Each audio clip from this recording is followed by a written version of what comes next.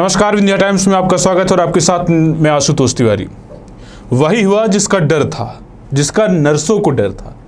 मध्य प्रदेश में nurses association के द्वारा पिछले 30 जून से लगातार धरना प्रदर्शन किया जा रहा था और सरकार के सामने अपनी मांगी रखी जा रही थी।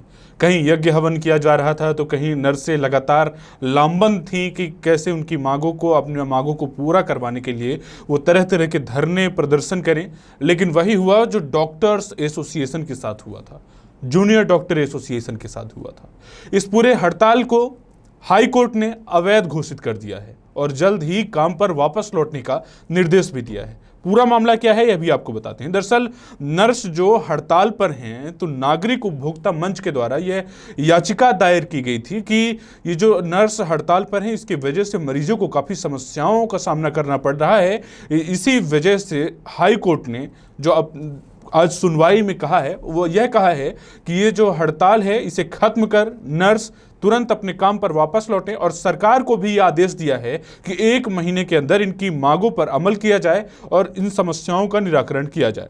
मध्य प्रदेश में नर्सों के 30 जून से चल रहे हड़ताल को हाई कोर्ट ने बुधवार को हुई जन सुनवाई में अवैध घोषित कर दिया। सुनवाई में पेश हुई मध्य प्रदेश नर्सेस एसोसिएशन के प्रदेश अध्यक्ष रेखा परमार को आदेश दिया है कि वे 8 जुलाई से काम पर लौटे। वहीं सरकार को आदेश दिया है कि वह हाई लेवल कमेटी बनाकर नर्सों की मांग का 1 महीने के अंदर निराकरण करें। नागरिक उपभोक्ता मंच के द्वारा नर्सेस की हड़ताल को अवैध घोषित करने को लेकर जनहित याचिका मध्य प्रदेश में दायर की थी।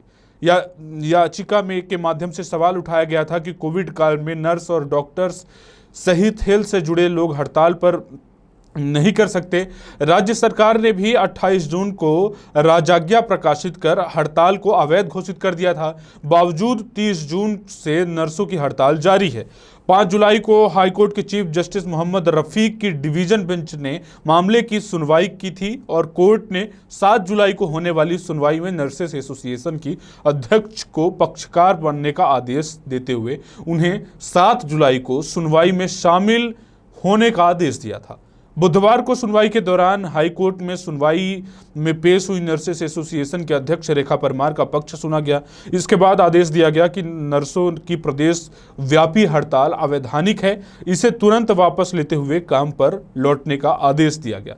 नागरिक उपभोक्ता मंच की ओर से अधिवक्ता दिनेश उपाध्याय ने पक्ष रखा कि हाईकोर्ट ने अपने आदेश में सरकार से कहा है कि वह एक हाई लेवल कमेटी बनाए, 1 माह के अंदर नर्सों की मांग को उचित ढंग से निराकृत करे। दरअसल हमारे जो कोरोना वॉरियर हैं, जो हमारे कोरोना से लड़ते समय कई ऐसे डॉक्टर्स हैं, कई ऐसे नर्स हैं जो शहीद हो गए हैं, लेकिन इसके बावजूद भी सरकार समय से उनकी मांगों पर अमल नहीं की। आज हालात ये हैं कि चाहे आप आशा कार्यकर्ताओं की बात करिए, चाहे आप आंगनवाड़ी कार्यकर्ताओं की बात करिए, चाहे आप शिक्षकों की बात करिए, प्रदेश में आप कोरोना वॉरियर से इतर अन्य कई नौकरी पेशेवर इंसानों की बात करिए तो आपको पता लगेगा कि आज हर किसी के मन में, हर किसी नौकरी पेशे वाले के मन में सरकार के प्रति नाखुशी का भाव आपको देखने को मिलेगा।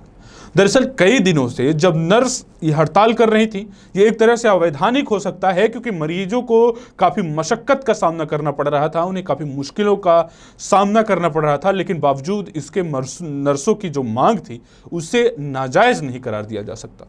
डॉक्टर्स जो मांग कर रहे थे उस दौरान, कोविड पेंडेमिक के दौरान जब जानें जा रही थी तो उस समय किस तरह से अपनी जान की परवाह न करते हुए डॉक्टरों ने कई मरीजों को जिंदगी दी, उनकी जानें बचाई। और अब नर्सों ने भी जिस तरह से सेवा भाव से मरीजों की जान बचाई, कोई कसर नहीं छोड़ी। तो उनका जो भी मांग था कि वेतन वृद्धि हो, पुरानी पेंशन योजना बहाल हो, मेल नर्सेज की भर्ती हो, तो उन तमाम मांगों को सरकार को गंभीरता से देखना चाहिए था। एक तरह से उनको साधने के लिए जो कुछ भी होता, जिस तरह से भी होता, उस मामले का निराकरण करने के लिए हर संभव प्रयास करना था। लेकिन फिलहाल जो अभी की खबर है कि अब हाई कोर्ट ने इस पूरे जो हड़ताल था, जो 30 जून से लगातार अनवरत चल रहा था, उसे अवैधानिक घोषित कर दिया।